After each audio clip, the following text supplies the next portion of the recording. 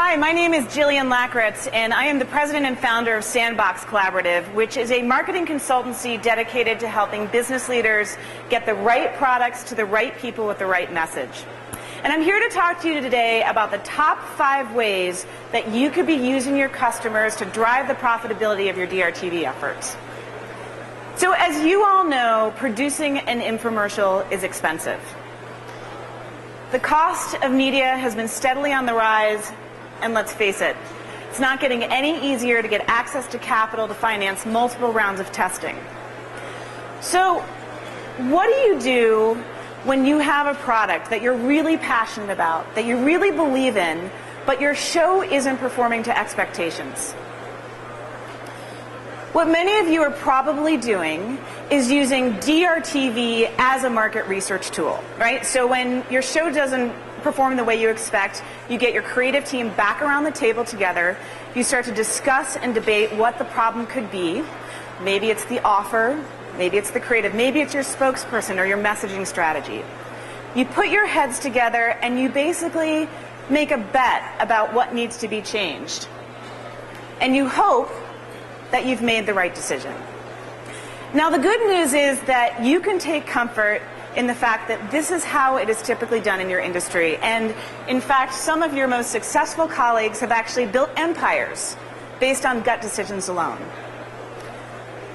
But the bad news is, if you're not particularly skilled at using your gut, and not all of us are, this can become very high dollar and high risk guesswork.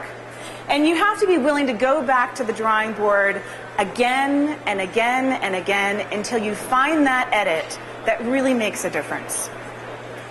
So what I want to talk to you about is a less risky and lower cost alternative, which is actually using market research as a tool to improve the performance of your DRTV.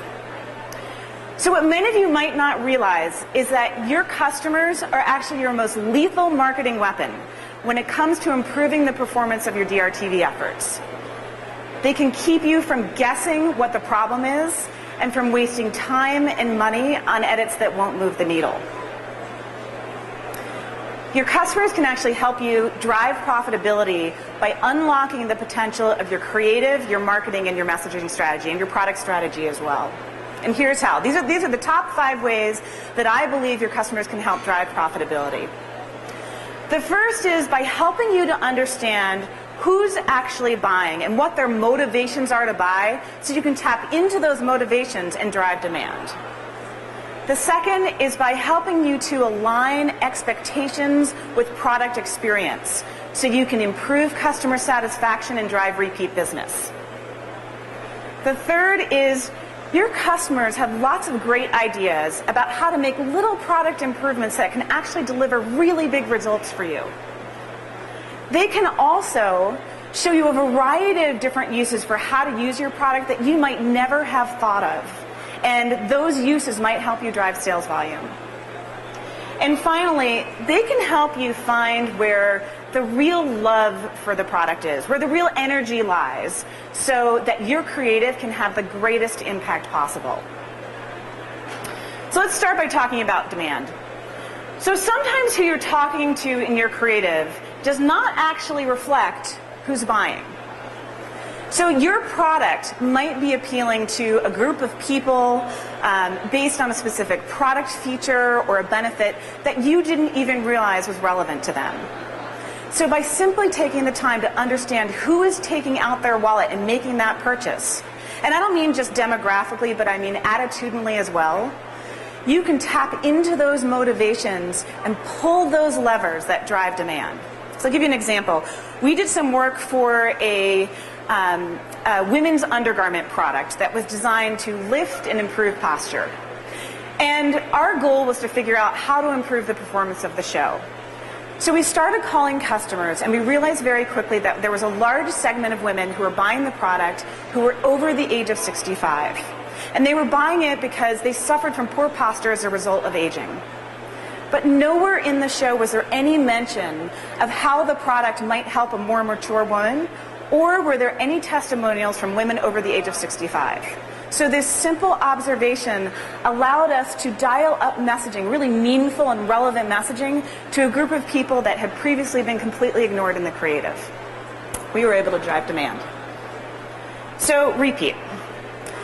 We often get asked, how do you improve customer satisfaction and drive repeat business? And when we hear that question, we know that the answer often lies in a misalignment between what people expect when they get your product and what their actual experience is, right? So we all know there is nothing more frustrating, right? When you buy a product and you're excited to use it and you get it home and you unpack the box and then you find out that it just doesn't work the way you thought it was going to be, right? We've all had that frustration, and it sucks. So in order to avoid this for your product, you have to be asking your customers what was their expectation when they bought the product, and how is it performing to those expectations? And if there's a misalignment, you have to know where that misalignment lies so you can fix it. But you can't fix it if you don't ask. So we also did a lot of work for a product called Smooth Away, which is a hair removal device. And when the show first launched, it was doing amazingly well. They were knocking it out of the ballpark. Well, they started to realize that they were getting really high rates of return, and they were seeing some negative comments on the web. So we called two groups of customers, those who bought and kept the product, and those who bought and returned it. And we found that the women who were buying the product were primarily using a razor to remove hair. Okay, now one of the benefits that Smooth Away was selling was instant hair removal. Now, as we all know, when you use a razor, that's a pretty quick way to get rid of hair. Okay, so they expected instant relative to a razor. Well, and what they got, unfortunately, when they expected instant was slow, and they were really disappointed and frustrating.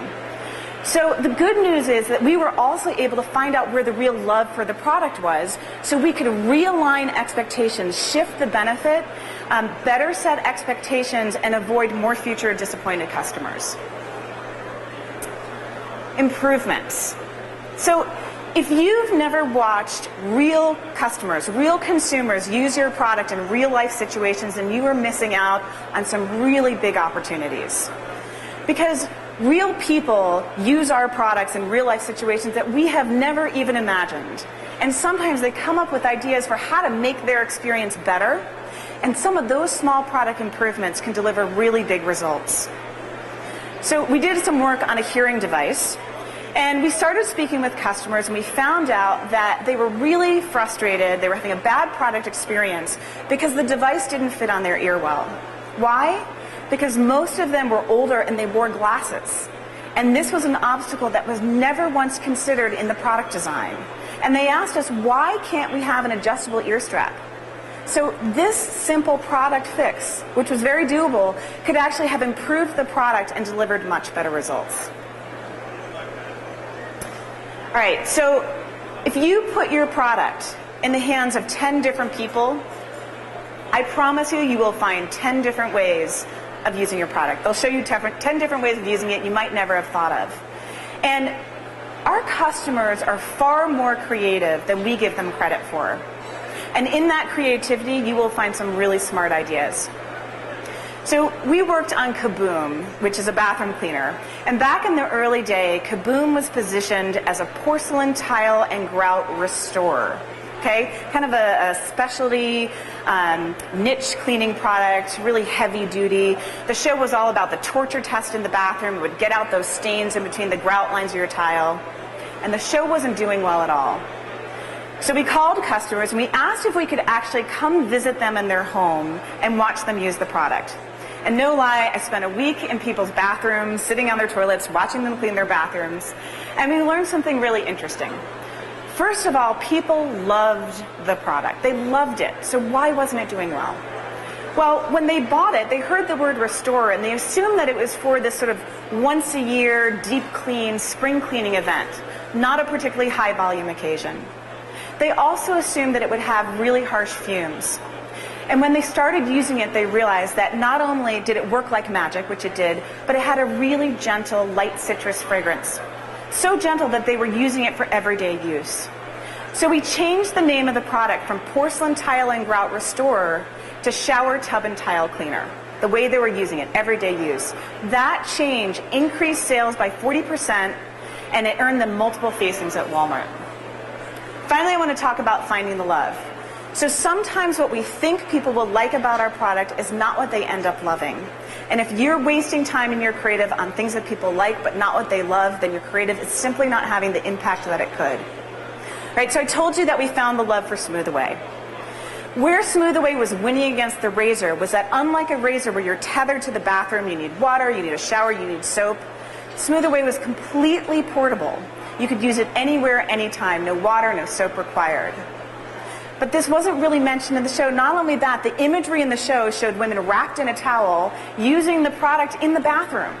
Okay? So by simply knowing where the love was, we could take this really important benefit and exploit the heck out of it, okay, and drive sales. Talking to your consumers does not have to be complicated. You simply have to know how to ask the right questions, and you have to be willing to pick up the phone and call.